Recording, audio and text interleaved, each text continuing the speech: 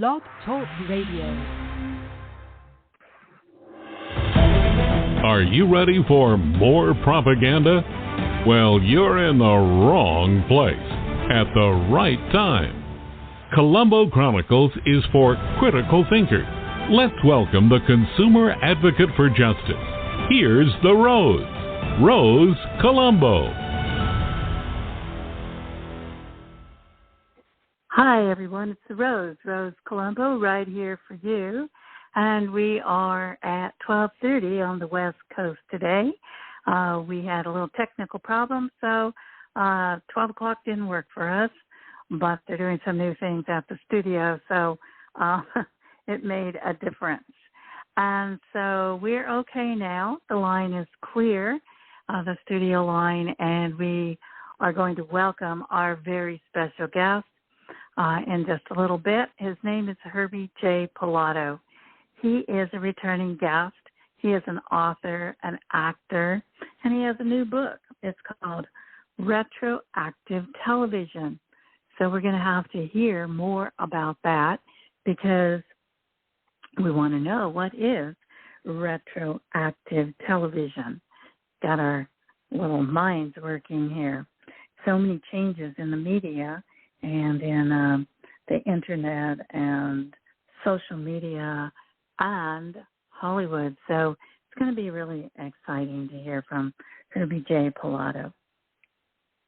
And he's going to tell us what's coming up in his future and also about his earlier books and what is available in audio form. And so that will be very, very intriguing because audio is very important today. It's not an easy thing to do, but once you get it done, people can listen in their car. They can listen on their lunch hour. They can listen during their breaks. They can take a break, actually, from watching television or social media or listening to the news and listen to their favorite audio tape. So that is what's happening.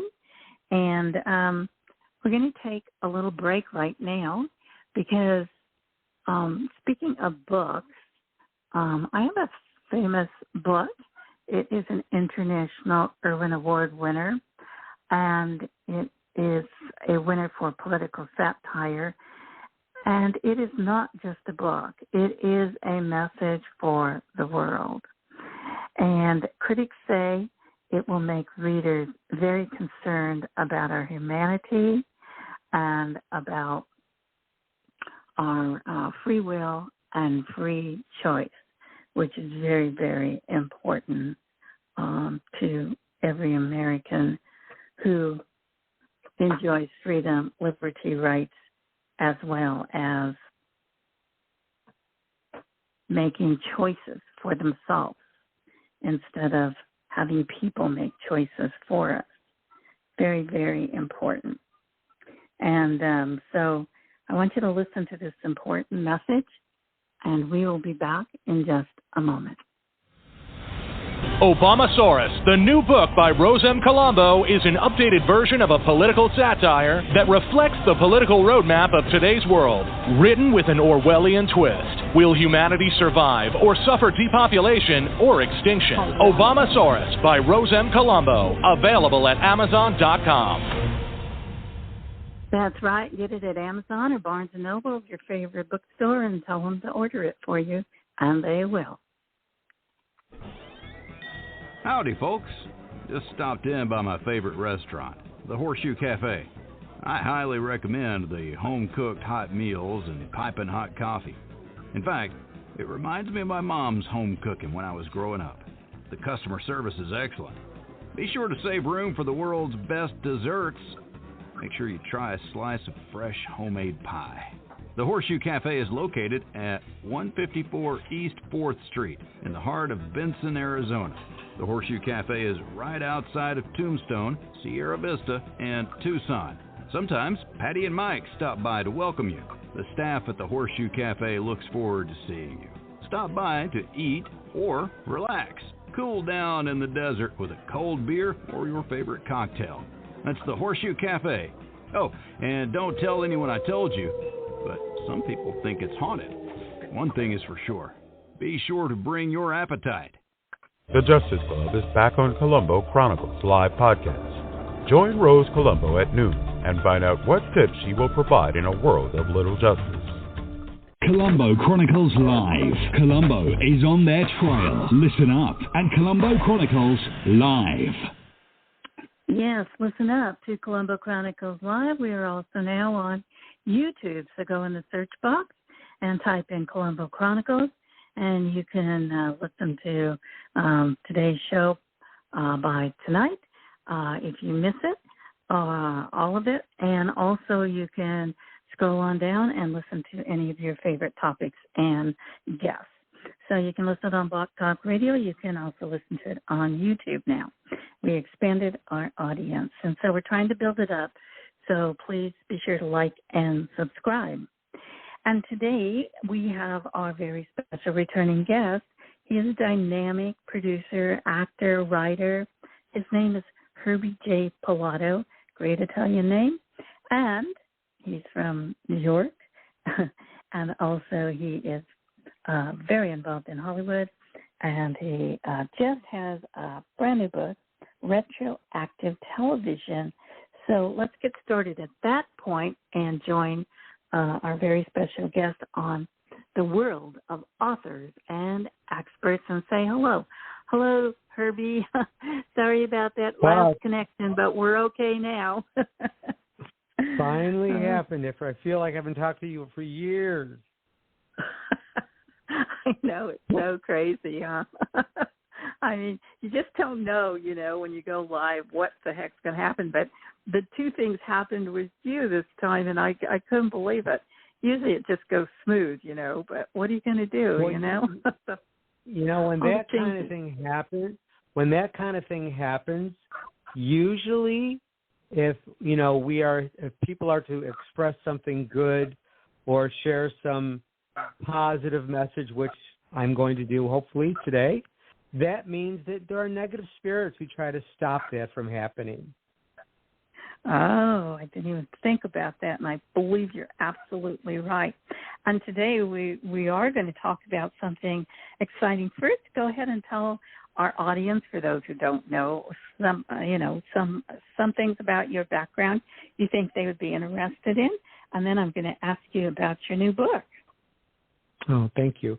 Yeah, I was born and raised in Rochester, New York, a beautiful Italian family, Italian-American family, a big family, and I came to Los Angeles, and I guess really formally in 1983, studied at UCLA, went to NBC, got my internship there, started out acting on General Hospital, TV shows like The Golden Girls as well, and then I just swayed toward writing because I became obsessed with Bewitched, which I always loved as a kid. Wrote a reunion movie, Elizabeth Montgomery didn't want to do the reunion movie. And then I said, how about we do a book? And all of a sudden I became an author. And 15 books later, here I am.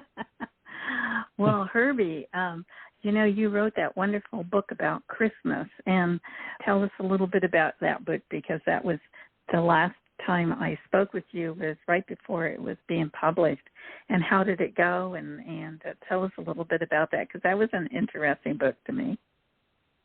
Yeah, that really is truly, even beyond what I'm doing now, probably my favorite of all my books of all time, because it has to do with my life growing up in Rochester at Christmas time in the 60s and 70s. And I tried to make the message universal that each chapter is really a secret, and each secret is a message for the reader that, no matter how you celebrate the holidays, as long as you celebrate with love, that's what it's all about. All the different religions, it's love, So that really is truly my favorite book, 12 Best Secrets of Christmas. Hopefully when the strike ends, in Hollywood and all the craziness, with the writer's strike and the actor's strike, that book will one day be transformed into a TV movie or maybe even a feature film. Yeah, that would be great. I like to see that. It's kind of like heartwarming to me because, it has so many aspects to not only the Italian family, which I grew up with my grandparents and loved it, and then also the kindness and the acts of kindness that you expose in the book. I think are so important, and also there's messages for people, for humanity. Don't you think? Don't you think so? Oh no, absolutely. And it could easily be called the 12 Best Secrets of Hanukkah, or whatever. It's for all cultures, all religions, all people. It's all about diversity and acceptance. And down the road, I don't know when, but down the road there most likely will be, the 12 Best Secrets of Summer, and someone said I should call the one about Halloween the 13 Best Secrets of Halloween, and yada, yada, yada. So we'll see what happens. That sounds cute, too. I know I'm a poet, too. I've got published poems and awards for that, and I wrote a poem on Christmas. I wrote a poem on Halloween, and, it's just kind of fun, and I like all the holidays. I think they're fun. I think they should be, not so deeply thought about in a negative way, but in a more fun way, because that's how we grew up. We grew up with it all being fun and exciting, and that's what I like about your books. And so now... It was a simpler time, Everything is so complicated. And which is why, of course, I love classic television from the 50s, 60s, and 70s, which is what the retroactive television book is about. It really is. The center of the book is the positive message of classic TV shows that is really the theme throughout all of my books, but I don't explore it as in detail as I do with retroactive television. So thank God. I'm very grateful. The Los Angeles Book Festival, not the Los Angeles Times Book Festival, but the Los Angeles Book Fest named the book of the year for 2023. Wow. And in consequence, I became author of the year because of that book. That's fantastic. Congratulations. That's wonderful. Thank you. And thank you. Yeah. It's fun to be in the book fairs. I had Obamasaurus was in the book fair. It's political satire at Frankfurt. And then Is America Under Martial Law was a question. And that was in the Guadalajara book fair. And then Dressing Up and Dressing Down was in competition at the London Book Fair. And that one was on TikTok, and it got before it even came out, it got 11,200 hits in a month. And I was like, wow. Oh, my God. I know, I was excited about that. Yeah, so, the book fairs are fun, So I'm proud of you. So, Herbie, tell us more about retroactive television. What are some of your favorite shows? Because I love watching the old television shows. I love it. You know what? I just watched an episode of The Mod Squad last night. And oh my gosh, what a beautiful show. It was produced by Danny Thomas and Aaron Spelling. It was one of Aaron Spelling's first productions before he partnered with Leonard Goldberg all the way. But Mod Squad, it was really ahead of its time. It dealt with all the issues of the 60s, and it was a really hip type series. Julie, played by Peggy Lipton, and Clarence Williams the third played Link, and Pete Cochran was played by Michael Cole, and their boss was three detectives in disguise, or as young kids.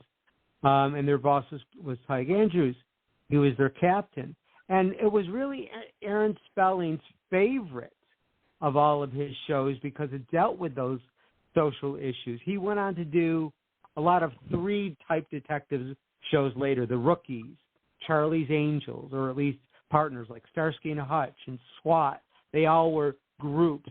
And he went on to do Family and The Love Boat and Fantasy Island. But it was his favorite show. Everybody thinks that Aaron Spelling's favorite show is Family with Sada Thompson and Kristen McNichol, but it wasn't. He liked that show, but his favorite of his shows was the Mod Squad. Oh, that's interesting. Yeah, that's very interesting. I know that, there were so many great shows that when you look back at them, and you actually watch them, it's like the funny ones are just pure funny. I mean, you just laugh your head off, and there's no cursing. There's no, there might be some sexual, little things here and there, but it's not raw. You know what I mean? It's not in your face. Yeah. And that's charming. That's fun. It's charming. It's fun. And because, it's charming. That's a good word for it. And I can sit here and just laugh and laugh, or I'll watch maybe the old Johnny Carson shows with some of the comedians. Oh, my God, you're so funny. I mean, it's like, or Dean Martin, and Frank Sinatra, some of those clips he'll show, like on the roast. Yeah. Oh, my God. They're so funny. I mean, these people were naturally funny. They had a natural sense of humor. And they had their own little, they had their own personality, right? Their own look, their own personality. You knew who they were instantly. Which is sadly missing from today. Both charm and personality is sadly missing from the stars of today. I mean, the people who become stars, I don't know, they do a YouTube video and they're a star. What the heck? I mean, where is the stage presence? Where is the years and years of, performing live and then becoming a star? It just doesn't exist anymore. No, everybody, that hits the tube or the internet or what is a star, People ask me, oh, so-and-so, and I'm like, I don't even know who that is. Oh, you don't know who that is? No, I don't know who that is. I could tell you all the real movie stars are, and, but, what's so funny, Herbie, is because when I was a little kid, I loved, I don't know why, Robert G. Robinson. Who? You mean Edward G. Robinson? I'm sorry. Yeah, I was like, I think I said the wrong name. Edward G. Robinson. Yeah, he was. I don't know why I said Robert, but my God. He did a movie where he was a gangster. I can't think of the name of it. He did a movie where he was a gangster and he became a monk. And I just saw that the other day, and it was so different. Because, of course, all of his movies were gangster movies, except the Ten Commandments. But he did this other gangster movie where he became a monk to, like, incognito, or he was looking for a different life. And it was just a really beautiful. Oh, I missed that one. When I was a kid, I loved watching his movies. And when I was a teenager, my girlfriend and I drove to one of the red carpets where they used to just drive up to the theater or walk past it, to their car. And we were, she knew where this little space was in the alley where we get a front row seat of watching the stars coming by to the theater. And he walked by with his wife, who was taller than he was. And I jumped out of the car. It's just a teenager. And I got so excited. Of all the movie stars, I was so excited to see Edward G. Robinson. And I shouted, Ed! As loud as I could. And he turned around and he looked me up and down and he said, hiya, kid. Like in the movie. I never forgot that. I was so excited. I love like that. I felt like I was in one of his movies. It was so exciting. Yeah, they just had so much character, and they really played the part. You forgot who they were. You thought they were the character, That was amazing. It's like, oh my God. And there's some, movie stars that, they say something like Cool Hand Luke. Remember that movie? Cool Hand Luke with Paul Newman? Yes. I always remember the line where she said, "What we have here is a lack of communication." And the way he said it just stuck in my head. Yeah. So they were, I mean, those were true, you know, actors and actresses that you remember what they said, you remember what they wore, you remember what they did, how they looked. I mean, they were true movie stars. And I mean, we still have some, but we're speaking about, you know, the classics and things like that. But so tell me some more about your book, Retroactive Television. What else can we look forward to if we when we read it?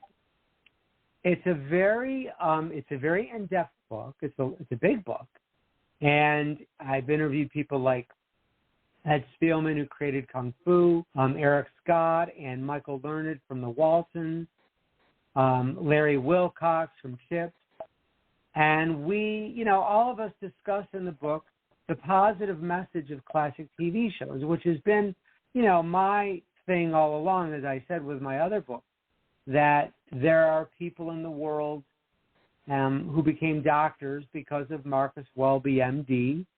There are people in the world who became attorneys because of Perry Mason. Families learned to communicate better because of the Brady Bunch, the Partridge Family, and Father Knows Best, and Ozzie and Harriet. And, you know, it's just an untapped resource of education is the way I look at it. Positive classic TV shows. It's an untapped, I'm not talking about PBS, which I love, but I'm not talking about something so obviously educational. I'm talking about mainstream pop culture TV shows that might not seem to be educational, but are. Yeah, that's a good point. I mean, do you remember The Life with Riley? That was show? A little. No, I do not remember it directly, but I know of it. Yeah, and well, I was a little kid, and I still remember that. And that's the memory though of these shows. They did have an impact on you. You know, yes. Even if you were a little kid, you know, you still remembered something from those shows. And I actually looked them up. I researched them from, you know, my childhood because it's like they stuck in your head because they're memorable. They did something to children to make them, you know, remember something about maybe respect or being punished for doing something wrong, or, you know, it could be anything. But today, they weren't glorifying things that kids shouldn't be doing. and you know, and so there was more respect, don't you think, for parents, for country, for themselves, that they had to learn more respect. Yeah, and I'm trying to figure out when it all changed. I was talking to one actress the other day because I'm doing a new book about Christmas and Christmas TV shows, and I was talking with Tina Cole from the King family, who later played, you know, Don Grady's wife on My Three Sons. I said, when did it all change? When did the loss of respect on TV families and families in real life, when did it all, and she said, I think, personally, she said, it all began with the pill. You know, the pill came out, sex became, you know, free, and the sexual revolution began, and that was, you know, the beginning of the end of respect. Oh, yeah, well, the feminists and and I'm nothing against feminists, but I think it went to extreme. I like some of the things, but I also think some of the things went to an extreme. And I mean, I'm, you know, for equal pay, equal work, that kind of stuff, you know, of course. And stuff like that. But I am not for teaching young girls that, you know, you can just have sex like some men do, you know, like with everybody, anybody, with just lust, no love, because that girl is going to be very, very hurt because she mistakes sex for love. Right, of course. A lot of young girls give in because they think, oh, he's going to love me if I give in to him, and then it turns out the guy never calls her again. A lot of adults make poor decisions in sex. And so to have kids, who don't know what the heck is going on, put them in those kinds of situations, it's insane. And it's abusive. It is abusive. And it's just, kids today know so much sex. Raw sex. And, whereas in the past, it was actually sacred between two people. Mm-hmm. Right. If some man or some guy wanted to date you, they had to show respect for you. They couldn't just say, right. "Hey, let's go jump into bed," And right.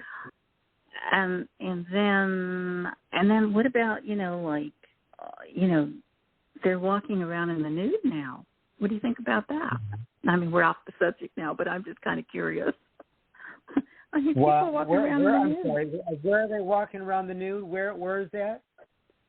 Oh, like at the beaches, they wear a G-string and hardly nothing. Well, that's a whole other thing. There's just people are doing things today just to do them, to see how far they can push the envelope. It's just to see how much they can shock you. So everybody is just looking for attention. Unfortunately, they don't know how to find attention in more subtle, respectful ways. So they have to do outlandish things. People can look at. People should be able to do whatever they want to do, and I'm not going to sit in judgment of anybody. But when you end up hurting people, that's the issue. When you end up, causing some kind of abuse, one way or the other, whether it's physical, emotional, psychological, sexual, whatever, then you draw the line. So if people are walking around free with their body, especially in front of kids, to me that's abuse. Yeah, I was asking because, people are like, oh, this girl got raped and this one and da-da-da-da-da. And I'm like, but look what they're wearing or not wearing. Yeah. You know what I'm saying? Yeah. And so, that the reason why you have to teach your kids, to respect for themselves is because of the dangers out there, for one thing. Mm-hmm. And if a young girl gets pregnant, her life is, that's it. You're not going to college probably, and you're going to be a mom, or you're going to have to give up the child. You have to make some really tough decisions at a young age, especially if the guy disappears or doesn't want to marry them. And then even though if they're forced to marry them, by guilt or whatever, or give the baby the name or whatever, then that's another problem. So I think it goes back to what you were saying about the movies from the past and the retroactive television shows that just taught us so much more about life and family and the importance of respect for ourselves first, and then teaching others that same respect came from a lot of those shows, right? Absolutely, and that's because not just because of the actual dialogue or the stories, but the characters were well formed. Today, the characters are not three-dimensional. The characters are like stand-up comedians doing stand-up routines on sitcoms. There's no stories. They're just actors and comedians doing stand-up routines. And I don't see any storylines. I don't see any character interactions. So that's a whole other issue, And God, only knows what's going to happen with when if AI takes over, God only knows what's going to happen. I am totally concerned about AI because it takes away the thought process. It takes away your imagination, takes away your creativity. It takes away your critical thinking, because if you can say, hey, AI, I have to write a thesis on such and such for college. Would you write it for me? Yeah. Sure. That's scary. Yeah. It is. And so if they think that they're going to replace people, in the movies with these robotic or animated characters, totally, some of those are really great films, but not all of them. People like real people. They like to watch real people. They like to interact with the real person. So when we see a really good TV show or a really good movie today, people are so happy when they walk out of the theater, Herbie. Yeah. And they're not sorry they had to pay whatever they had to pay to go see it.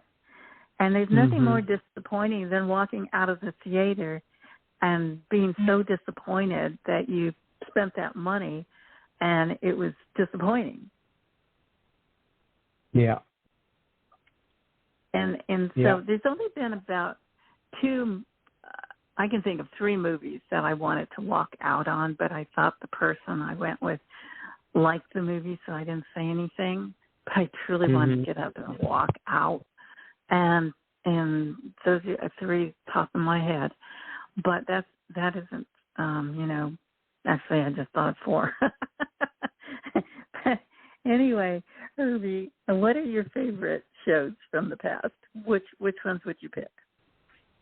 My favorite shows, I would say, Bewitched, of course, but that's in its own world.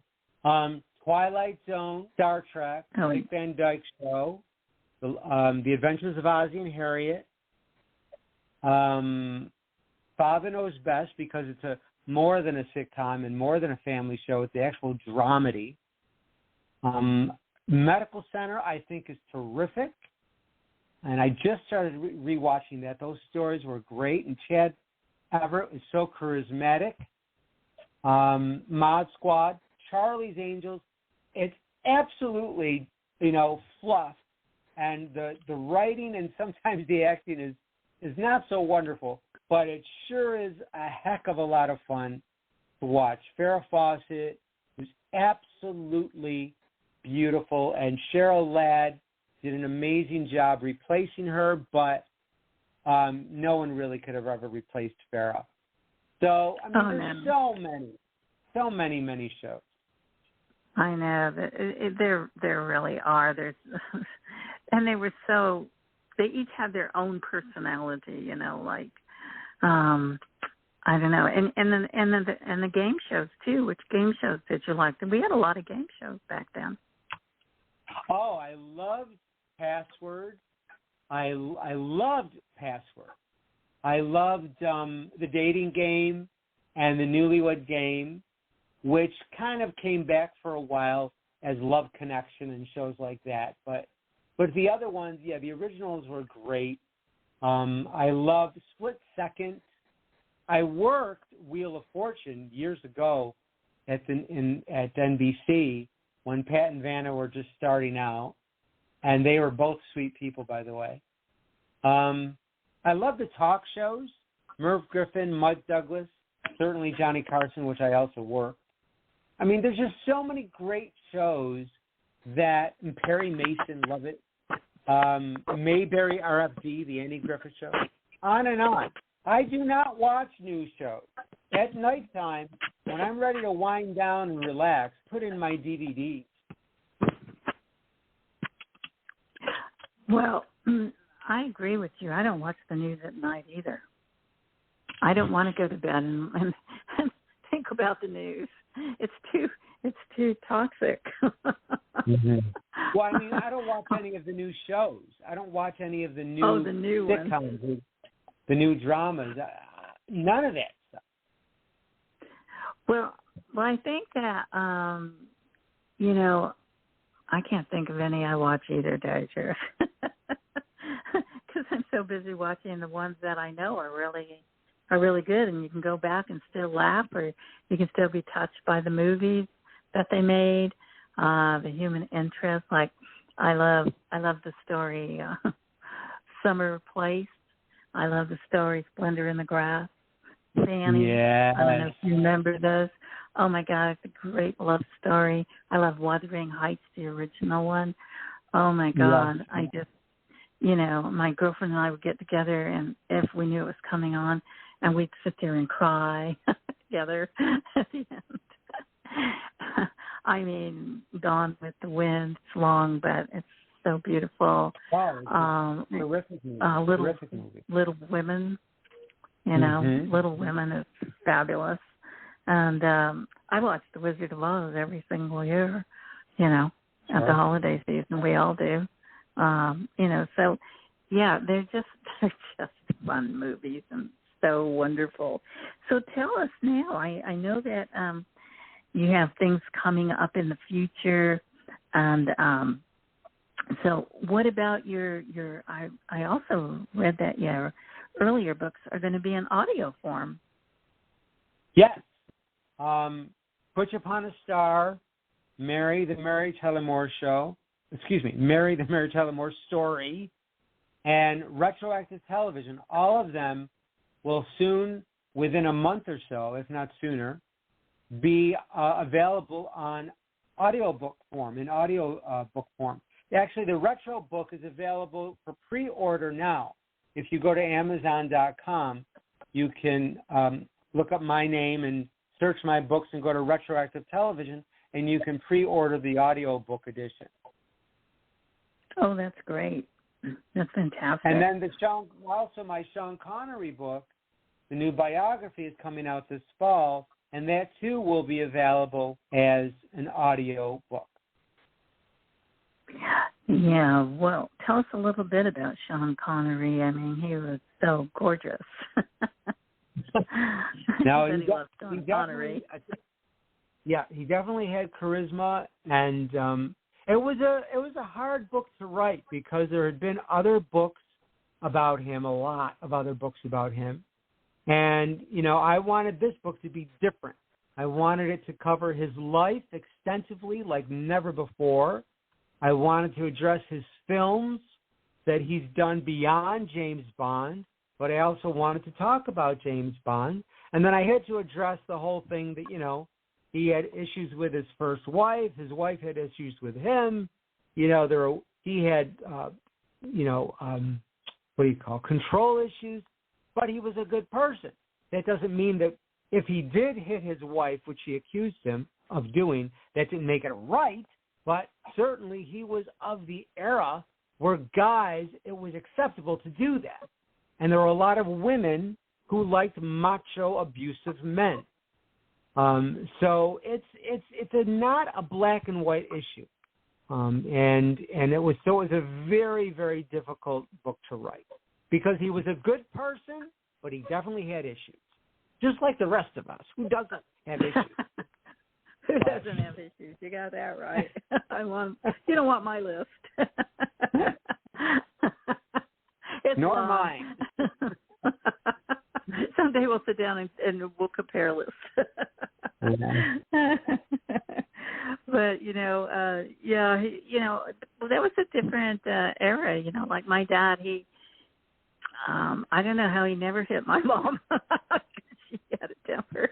And my dad was real, you know, just fun, easygoing Italian. You know, he was like funny, always joking and hard worker, and you know, but he was very strong and muscular too from his work, and very handsome too. And he said, "I will never hit a woman ever." Because I would totally injure her if I hit her. Well, not only, but the thing is, the point too is that not only should no man ever hit a woman, but no man should ever hit another man, and no woman should ever hit another man, and no woman should hit another woman. Nobody should hit anybody. That's the point. Exactly. That is the point. Mm-hmm. That is exactly the point. But sometimes, people get so provoked, I mean, people aren't there. You know what I mean? People aren't right. at the situation. I was watching a YouTube video on Twitter. It was just a little clip. But, I mean, this girl was trying to keep this other girl away from her and kept telling her, go away, leave me alone. But she wouldn't stop. And she kept trying to hit the other girl, And even though she could, for a while, keep her at arm's distance, she wouldn't go away. And even security couldn't, get her to go away. So it was, and so the other girl just said, I'm gonna knock you out if you don't, get away from me. Just leave me alone. And boom, she hit her, and security didn't do anything to her because the other girl was provoking it so bad she would not go away. So it really depends on the situation, where you can just only take so much, I assume, exactly. Which also brings me back to Sean and his wife. Only Sean and his wife, both of whom are dead now, only those two knew what happened in that relationship. So, and I make that point in the book. Someone said this, and she said this, and then Sean said that, and then one of her friends said this, and then one of his. Nobody knows what really happened in that relationship, except those two people. So nobody really has the right to talk about anything, unless it directly affects them. That's the other point. Well, I think it's a really good point because it's true. Unless you are witnessing something and you are actually there physically, you don't know what happened. You have no clue what happened to provoke somebody to do something. And sometimes, we're human beings, it's like, okay, we can only take so much. That's it, And, right. And I mean, even cops, you see them, like, well, why is he pouncing on that guy? Well, we don't know what happened before that. You just see this video clip, we don't know what happened. And so that's why I always say, don't be judging people because let the trials and the law go forward so they can have their day in court and they can see the evidence in court and tell the testimonies in court and figure it out from there because we can look at anything and make a decision immediately, which people do, with the internet now. And they have no clue if anybody's innocent or guilty because they weren't there. Yeah. Yeah. So going back to your book, though, hey, remember Perry Mason? Love Perry Mason. I watch it all the time. I don't know. When we're talking about the legal system, his name popped in my head. Maybe he's downloading into my head. Don't forget me. Yeah, that was a good show too, huh? That's a really good show. It was well done. Also I wanted to mention Gunsmoke. The first 6 I love Gunsmoke. The first 6 years and a half-hour episodes were tremendous. They did more. Those episodes are so tightly written that when the show expanded into an hour, it was not as good as it was when it was just a half hour because they stretched the stories too much. So yeah, Gunsmoke is another one. Excellent. Violence is all get out, but beyond the violence, it was an excellent series. I love Westerns. I always have. Maybe because I grew up with them, I just love them, and so I miss them, So whenever a Western comes out, which I think is going to be good, I will go see it because I think kids miss a lot, from those Western movies. I just think it's part of America. In those days, there was real cowboys out there, and and things are so different, and So yeah, I do. I like the Westerns, and so tell me something, Herbie. You're a script writer. What's the difference between then and now? Because I've watched movies, and I have my kids hooked on, and my grandkids too, hooked on these classic movies, and they're just fascinated with them. And so, but they have so many twists and turns in some of those movies that are so amazing. And what's the difference now? Is it like a formula instead of all that real talent and creativity that went into those writers who actually wrote those twists and turns that you didn't expect in the movies, and the whodunits and all that? What's the difference between then and now? Does it have to do with money and financing? No, it has to do with talent. The way movies and TV shows are made today is insane. First of all, they're all lit too dark. Nobody can see anything. The sound mixing is horrible. Nobody can hear anything. All the actors mumble. Nobody can hear or understand what the actors are saying. The special effects and the music and the background are louder than the dialogue. The writing is just horrific. You know, we were talking about cursing. Every other word is a curse word just because they can. It serves no dramatic purpose. F this, F that, F this, F that, F this, F that. And if the word F did have a dramatic effect, they overuse it to the point where it could have a dramatic effect. It's too late. And they dilute the impact that word could have if somebody stubbed their toe or killed somebody. Then you say the F word. There's a lot wrong with storytelling, and these people do not know how to make movies. I don't care what everybody says. Movies. There's a lot of great movies out there. There's a lot of great TV shows. I'm not seeing them. There's no beginning, middle, and end. There's no happy endings. God forbid there's happy endings. They don't have happy endings anymore. Everything has to be edgy. Everything has to be mean-spirited. Everything has to be sardonic and sarcastic. And everybody looks alike. Everybody acts alike. So there's a lot wrong with it. There's no individualism in filmmaking today. No, none. You mentioned all the things that are most of them that I complain about, like the F word. I'm like, who needs to hear that 20,000 times in the movie? Don't they have, what's wrong with these writers? Don't they have any lines to actually write other than use the F word every other sentence? I mean, it's just ridiculous. It just takes away from the whole movie. I mean, I don't care if it's a mafia movie. They don't say it that many times. I'm Italian. You're Italian. They don't say it that many times.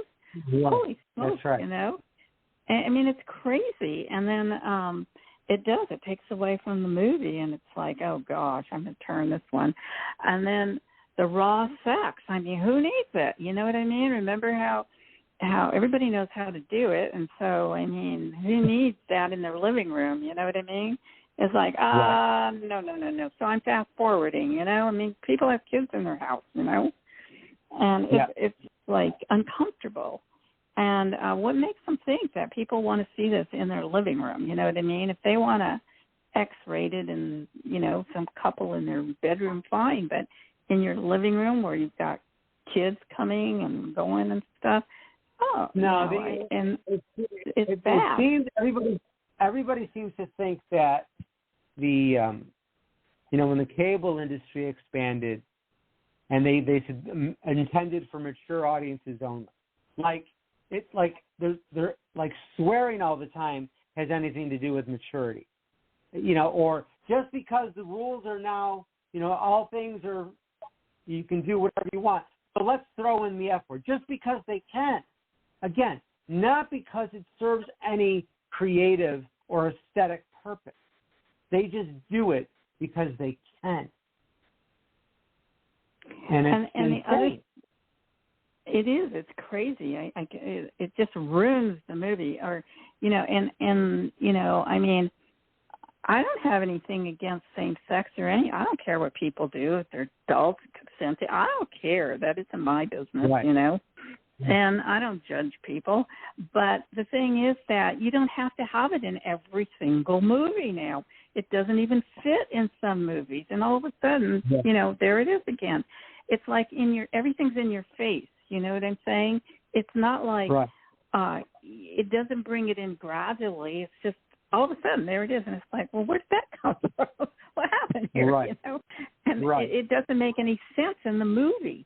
But it's like, we're going to do this anyway. We don't care if you like it. We don't care if it doesn't fit. It does fit in the story or whatever.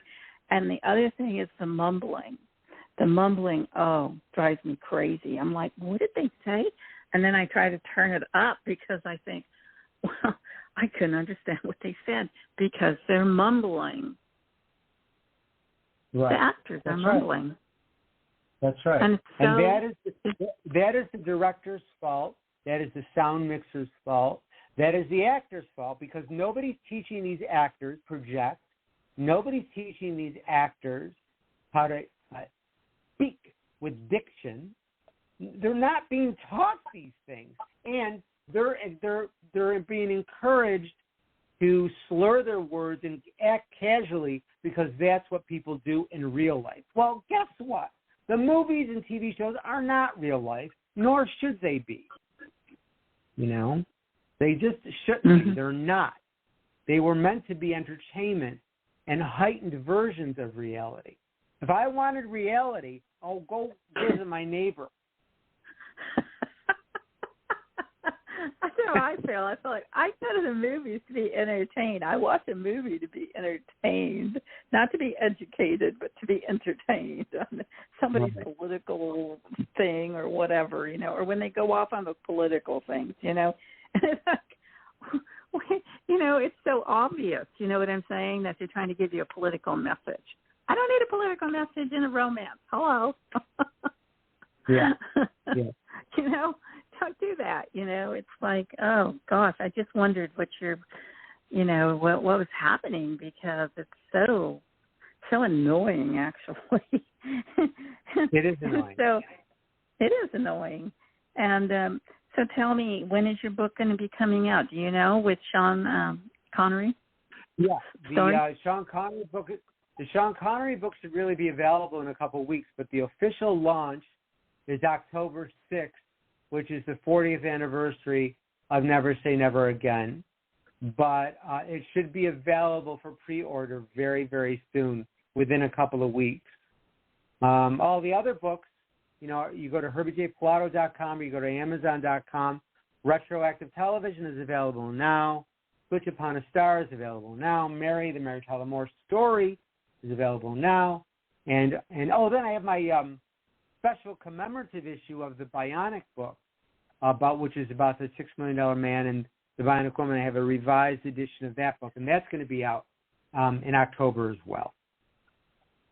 Oh, cool, before Christmas. And so tell me about your, because I don't want you to miss out here on this, because we don't get to talk very often, your future book, A Biography of Diana Rigg. And who is Diana Rigg for those who don't know, and what is that about? Diana Rigg, wonderful. It's called One Tough Dame, because she was a dame of an actress. She was Dame Diana Rigg, and she was also very tough in real life. So the name of the book is Diana Rigg, One Tough Dame, and that will be out in the spring. And she, of course, starred in the 1960s originally on the Avengers, not the Marvel Avengers, but the British spy series that ABC imported in the 1960s. And then in her later years, she starred in Game of Thrones and All Creatures Great and Small. And she did a wonderful film. Her last film was One Night in Soho, and she stole the movie. She was a terrific actress, and she didn't take any bunk from anybody. Well, that's what made her terrific, probably. That's right. And so tell me, Herbie, before we have to close out, how's everything else going in your life, and do you are you in any romance, or what are you doing? I'm interested. I'm interested in someone, and so I'm seeing how that's working out. But yeah, I'm 35 now. Actually, I'm 63. And a long-term relationship has eluded me for one reason or another. But I am a couples person. I'm definitely a romantic. I'm a Libra, so I'm always looking for love. Many times in all the wrong places, but so we'll see. We'll see. You know, love will find you, don't you? Oh yes, it will. It will. It always has. It just doesn't stick. I'm looking for the love that sticks. Maybe it's like a shoe. You have to keep trying on your shoes to get the right fit. Yeah. But you're very lovable, Herbie, so I don't think you're going to have any problems in that area of your life. And when you're so busy with your writing and your career, are you still doing your television show on cable? No. That was just one beautiful season, and I was very pleased with it. And I wanted to do my own TV talk show my whole life. I did it, and now I've moved on. So. Yeah, it's fun to do things, isn't it, that are different, and you just, that's what I say. My daughter, she's really artistic, and she does beautiful, inspirational writings and pictures and all that stuff, artsy stuff. And I said, put it out there. And she's like, I go, just put it out there. Don't care what people think. If you like it, put it out there. Who cares? I go, there's always an audience. Somebody's going to love it. Somebody's going to say, oh, that's okay. And somebody's going to say, oh, I don't like that at all. I go, don't pay attention to them. If you like it, put it out there. Yeah. And they're beautiful things, like you were saying. If it's good and it's inspirational, people need to share their talent. They need to share it with the world. And it doesn't matter who likes it and who doesn't like it. It's that you love it, you did it, and God gave you that talent to do it. And I think that's what you're doing. And I'm so happy that you're doing all you're doing, and especially about keeping up with the classics and the television shows that were just super popular and still remain today. People still watch them. They still go back. And so thank you so much for being on Colombo Chronicles again. I hope you'll join us again in the future and catch us up again on what else Herbie J. PILATO will be up to. God bless you, Herbie. Rose. God bless you. You're always so cordial. I appreciate the time. And see you later, everybody. Bless you all. Bye-bye. And Herbie J. PILATO has left the building, and you can just type in his name. It's HERBIE J. PILATO. P like Paul, ILATO. So type in his name, and you go on Amazon, and you will find Retroactive Television, so you can pre-order the book. And on that note, remember, injustices can happen to you, and they can happen to me. But together we can make a positive difference. Remember that you are never alone when you tune in to Colombo Chronicles Live. God bless you, and God bless America, and God bless our government. I hope it can find the path to peace and end all of these fights and bashing and reactions they're having towards each other, and the entire federal government there attacking each other, and former presidents and who are now civilians and so forth, and come to some kind of resolution and start concentrating more on our borders and on illegal immigration and on the economy and reducing inflation and how to get the CCP out of America, how to take back our country from communist China, who they've allowed to buy up, give back their money, and tell them sayonara, and so forth. So that's my little tidbit for today. So God bless you. And again, God bless America and everyone around the world. May God bring peace into your life. Well, my friends, time flies. And now is the time to say goodbye. Thanks so much for being part of the Colombo Chronicles family. You are appreciated. Please do it now. Bookmark. Push that like, share, and follow button. Oh, and don't forget to comment below and stay in touch. Make your family part of the Colombo family. Until next Wednesday at noon, remember, God loves you, and so does the rose.